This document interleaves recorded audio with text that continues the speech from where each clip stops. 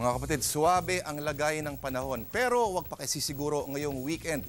Hindi naman hadlangan ang kalangitan ng mga gimmick o lakad ninyo. Pero may mga nakikita pa rin kalat-kalat na pag-ulan sa Pilipinas dito sa ating Metro Weather Tracker.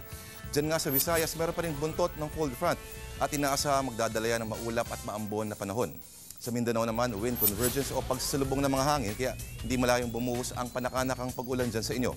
Dito naman sa Luzon, mas petiks po ang panahon pero medyo malakas ang ihip ng amihan, kaya huwag magulat kung maging maginaw ang mga gabi. Pero maiba tayo. Habang nagkakainitan sa Senado, nahuli kamakailan sa Amerika si Senator Judge Lito Lapid na nagtatangkang magpuslit ng $50,000 sa medyas. Tandaan, nahulihan din dating Mrs. Major General Carlos Garcia ni si Clarita na nakapagpasok ng $200,000 o higit pa noong 2003. Unexplained wealth, sabi ng Sandigan Bayan. At alam na natin ang mga sumunod na nangyari. Napunta dito. Bago mag-alas 7 ng umaga ng arestuin ng mga taga-ISAF, Jago at Military Police, si dating AFP Controller Carlos Garcia sa kanyang bahay sa Project 6, Quezon City. At dito. Mukhang confident kayo sumagot niya, no?